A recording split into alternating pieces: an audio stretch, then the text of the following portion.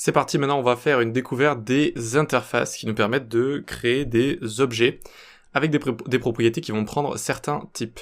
Donc ici on va se copier installation, hop, hop, on va faire un petit set.interface, open in integrated terminal, tsc-w, très bien, super, index, on se l'ouvre, à côté comme ça.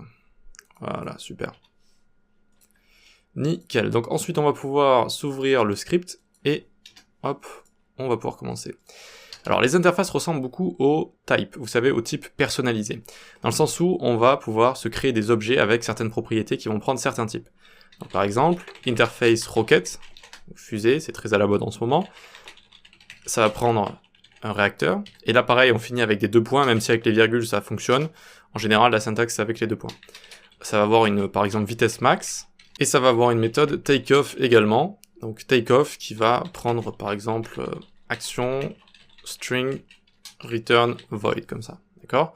Donc une fonction qui prend en paramètre action, qui sera un string, et qui return void comme ça, d'accord? Qui va rien retourner, qui va juste décoller. Très bien, très bien. Et donc une fois qu'on a cette interface, vous voyez que ça représente un objet. Et donc ça, c'est exactement la même chose que faire ceci. Je sais que c'est bizarre, mais c'est comme ça. D'accord, si j'écris Rocket 2 ici, on n'a pas d'erreur. Ça permet de créer un objet comme ça, avec certaines propriétés qui vont recevoir certains types. Ok?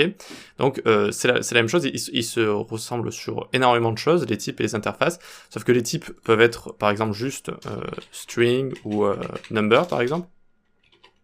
Alors string ou number comme ça, d'accord? Ça peut être des types, ça peut être des unions comme ça. Et alors que les interfaces, ça va tout le temps être des objets. Ça va tout le temps représenter des objets comme ça. Voilà donc la différence majeure. La seconde différence, c'est qu'on va pouvoir faire du merging, c'est-à-dire que si j'écris ici interface rocket, vous voyez avec la même syntaxe ici, bah, je peux lui rajouter des choses, par exemple price number et carburant. Peut-être que c'est juste un mot en français, bon carburant comme ça, tac. Number comme ça, d'accord? Et donc maintenant, ça les a rajoutés, si vous voulez, à notre interface rocket. Elle contient à la fois ses propriétés et à la fois ses propriétés. Ça, les types ne peuvent pas le faire.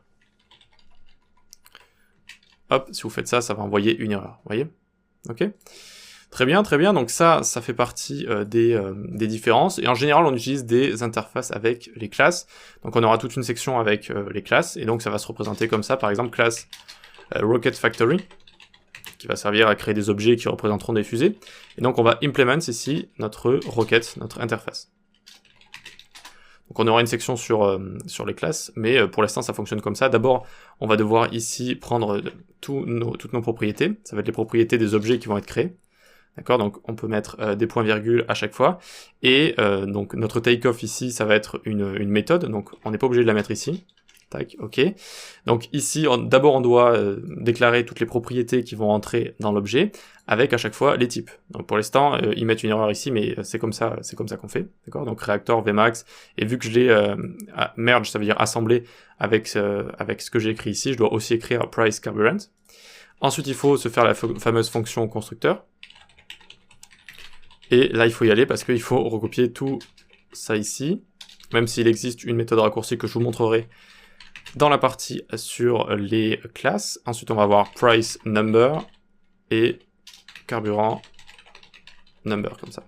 Ça fait toujours la tête, c'est normal, parce que maintenant, en plus, il faut lier 10.reactors est égal reactors, tac, et il faut faire la même chose avec tous les éléments. Et une fois qu'on aura fait ça, on aura fini de mettre en place. Donc 10.price égale price, et carburant, alors 10.carburant égale carburant.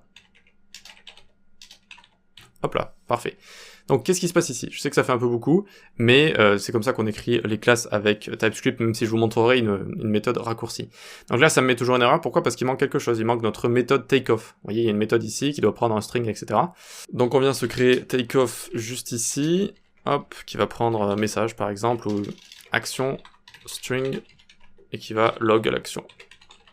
Voilà, parfait. Voilà donc une classe de base, très bien, qui va implémenter notre interface qui a été merge, qui a été assemblée comme ça en 2 fois. Donc d'abord je dois dire toutes les propriétés qui vont être dans cet objet. Ensuite je dois les écrire dans les paramètres de ma fonction constructeur. Là je suis pas obligé d'écrire exactement la même chose, j'aurais pu écrire R comme ça, et lier R à 10.reactor, parce que 10.reactor fait référence à ceci, mais R fait référence à ce que je vais passer en argument quand je vais créer mon nouvel objet. D'accord? C'est pas la même chose. Bon, du coup, ici, on a écrit la même chose, très bien. Donc, tous ces paramètres vont être passés comme ça à nos propriétés. Et donc, il va falloir respecter les bons nombres à chaque fois. D'accord? Vu qu'à chaque fois, c'est number. Donc, on peut tester const... elle s'appelle comment déjà les fusées d'Elon Musk? Falcon 1, non?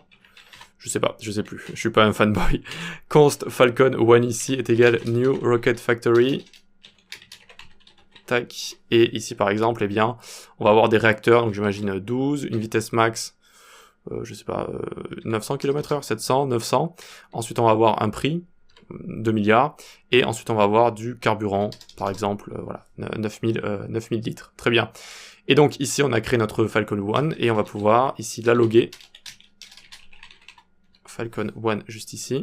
Tac. Et on a bien notre objet avec les différentes propriétés, parfait. Puis, on va essayer d'activer la méthode takeoff pour qu'elle décolle. Donc, point takeoff. Et je vais écrire décollage. Tac, et normalement, ça va juste m'envoyer décollage juste ici. Voilà. Très bien, donc c'est les interfaces, ça va représenter des objets, ça va ressembler beaucoup au type, hein, mais ça va seulement s'occuper des objets. On fait que des objets avec les interfaces, et on peut les merge ensemble, ça c'est vraiment une feature, une fonctionnalité qui est unique aux interfaces. On les utilise très souvent avec les classes, comme ça, afin d'avoir des classes qui correspondent aux paramètres qu'on a juste ici, aux propriétés qu'on a juste ici. Il y a d'autres fonctionnalités que je vous montrerai un petit peu plus tard dans la partie TypeScript avancée et dans la partie sur les classes. Pour l'instant, je vous montrerai juste une implémentation de base comme ça. Voilà. C'est tout ce que j'ai à dire sur les interfaces. On passe à la suite.